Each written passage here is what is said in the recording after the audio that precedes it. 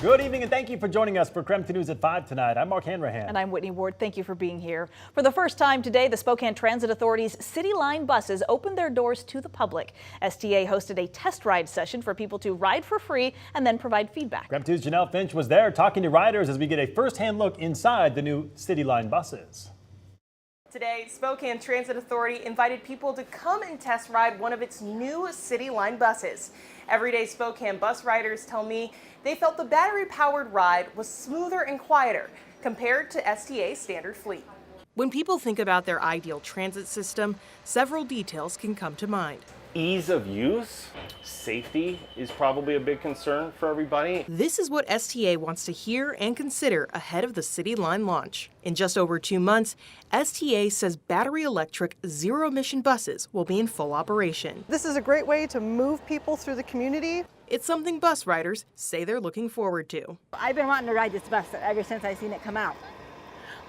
Me too, and then I'm a regular bus rider, so anything to do with Spokane Transit, I like to be on board. James Vandermeer says he rides the bus often. That's why he signed up to test ride the City Line Wednesday. I live on the South Hill. I live close to the park and ride, and I take the bus almost every time I want to go somewhere. STA says the ride is about an hour from end to end. And connects Brown's Addition all the way here to SCC through Gonzaga, downtown, with high-frequency service. Test riders got off the bus excited about the line's official launch. It was quiet. It was fast. I didn't have to wait very long to get on. I like the map in the bus that shows you where it's going. That was actually a thing that is nowhere else on other buses. STA says it ran over 6 million rides last year. It says the City Line will reduce traffic congestion and bring in an estimated $175 million to Spokane over the next 20 years. STA is planning to celebrate the launch of its City Line rapid transit system by providing riders with free rides for 7 weeks starting July 15th. In Spokane, Janelle Finch, KREM 2 News. In other top stories tonight, police continued to investigate an active shooter hoax call at Pullman High School and several other area schools today. According to the Pullman Police Department, early this morning, the call went out for an active shooter at Pullman High School. So they quickly went into lockdown. Then police entered the building right around 10 and cleared it in less than 30 minutes to determine there was no threat. But other schools in our area, including Central Valley School District, also received those swatting calls. And out of an abundance of caution, Spokane Public Schools increased police presence throughout the district today. And an update tonight on the Pullman bomb threat that happened over the weekend. Newly found court documents show the suspect, identified as Apollo Lawyer, is now formally charged with 3 felonies. Those charges include harassment, assault, and malicious placement of an explosive. That suspect is accused of threatening to bomb a family member's Pullman apartment. And then during a search of that home, police say they did find 2 pipe bombs and an improvised container with gunpowder inside wrapped with tape. Lawyer faced a judge for the first time on Monday. He does remain in the Whitman County Jail tonight. New at 5 tonight, 74-year-old James Dean, the man who shot a 30-year-old man named Shane Brown in Coeur d'Alene in a parking lot there last month, will not face charges. Back in April, police say Dean and his wife were walking back to their truck when they saw Brown inside their pickup. After confronting Brown with a handgun, the suspect got into another car and, according to police, accelerated and hit Dean with it. That's when Dean fired several rounds, killing the suspect. In today's release, a detective finishing his review saying that Dean acted lawfully and in self-defense. For that full story, just head to our website. That's KREM.com.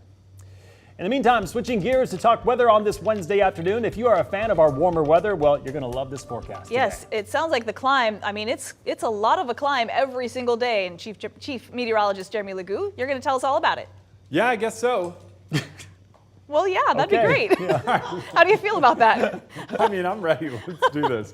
Temperatures right now on the warm side of things, 65 degrees. You're going, warm side of things? Yes, step outside. It's rather warm. And today, 65 degrees is about average for what we should see this time of year. A couple of stray showers. Those are pretty average as well, but coming up, we're talking above average, not just in terms of heat, but in terms of sunshine. We've got a couple of stray rumbles of thunder still coming down. I got a message from a viewer.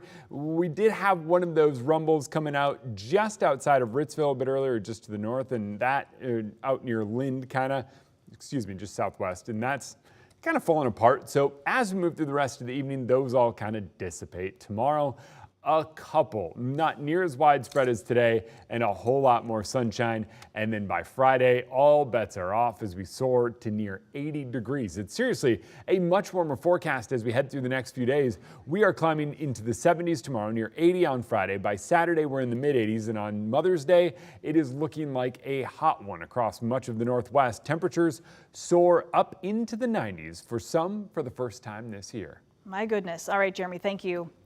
New numbers released today show the resurgence of tourism in Spokane post-pandemic. KREM 2's Shannon Mowdy gives us a look now at the economic impact and the other benefits of this comeback. On a sunny day in Riverfront Park, it's easy to see Spokane is springing back. Coming out of the pandemic, we are stronger than ever. New numbers from Visit Spokane show that in 2022, visitors spent $1.4 billion, generating $616 million in labor income from tourist employees, adding up to a little over 17,000 jobs. And that also created $219 million in state and local taxes. Tourism is not only something that we get to show the best and brightest of Spokane, but it also makes a difference to the well-being of our citizens. Beyond those numbers, there are other tourism benefits for Spokane, like increasing the exchange of cultures, ideas, and even a little fun. Okay. Then we'll get you some trout. Robert Hetner's hot dog cart has pulled in tourists near Riverfront Park for 11 years. Or maybe it's the hat. Very much so. I've been wearing this for almost 10 years now, and if I don't put the hat on, somebody will stop and wonder why something's wrong. But during the height of the pandemic, even that couldn't help him. Very painful. With the loss of tourism and half his season. About half of each year, 2020 and 2021, I was allowed to be out here. How you doing, brother? Good, how are you? So Robert's doing good. Yes, the business is better now than it was before the pandemic. Especially since Spokane is coming back by planning ahead for big events like the 50th celebration of Expo 74. All sorts of convention businesses, and obviously the 50th anniversary is going to be another big thing downtown. Big things ahead. You're going to have everybody down there. Let's hope he's got enough dogs. Shannon Mowdy. That's what I'm afraid of. KREM 2 News.